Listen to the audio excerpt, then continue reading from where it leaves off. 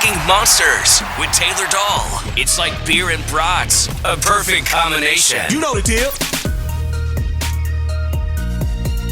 All right, welcome back to another episode of Making Monsters. I'm Taylor Dahl, and we are 2 weeks into the Chicago Bears season, and so far it hasn't been an ideal start for the Bears, but there has been some little glimpses of fun things that have happened offensively and defensively. A lot of the Bears' concerns this offseason were that defensive front. Ryan Poles, probably one of his underrated pickups this offseason in free agency was Andrew Billings. A lot of people know know him from the Bengals. He was drafted by the Bengals. But I'm here today with Coach Marty Herbst. He's the former high school coach at Waco High School. And so, Coach, thanks so much for hopping on with me. Thanks for having me. Yeah, of course. I know you are now officially retired from the high school football coaching world, which I'm sure is a big change because we know how much work you guys put into high school football. I'm here in Florida, so I know how much they put in there and here. So I can't even imagine the Texas football world out there for high school. Well, after 32 years, I thought that was enough, and been retired for a couple now, and really enjoying it. Certainly missed the kids, missed the game, but got to move on and turn it over to somebody else sometimes. There you go.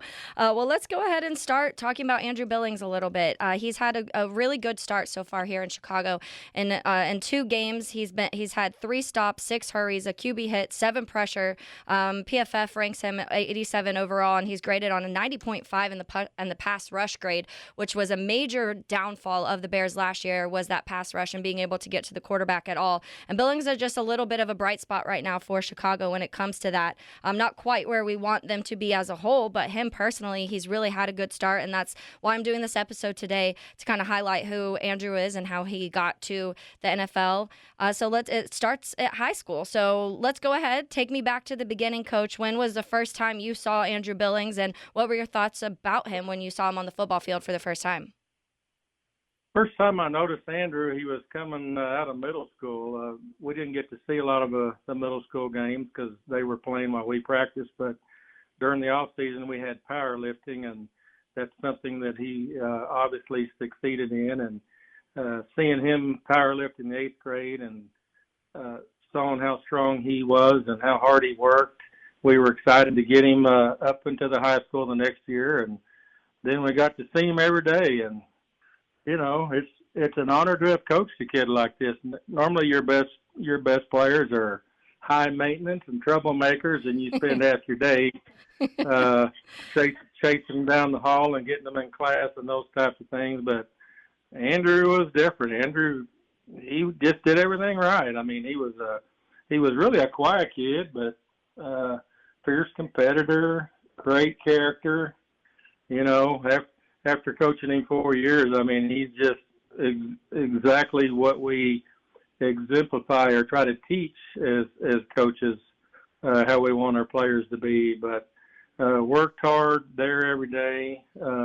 Luckily, didn't have any injury issues, but just worked hard and got better every day.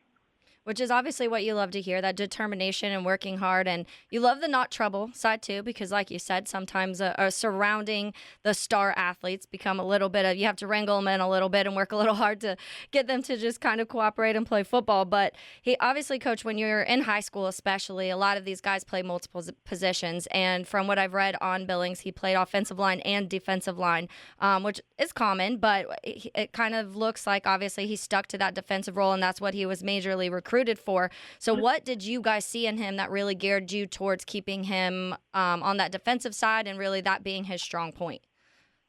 Well, when he was a sophomore, he started in the offensive line for us and didn't play any defense. And in the off season after that year, going into his junior year, he said, Coach, he says, I'll do whatever it takes to help the team, but I'd really like to play some defense.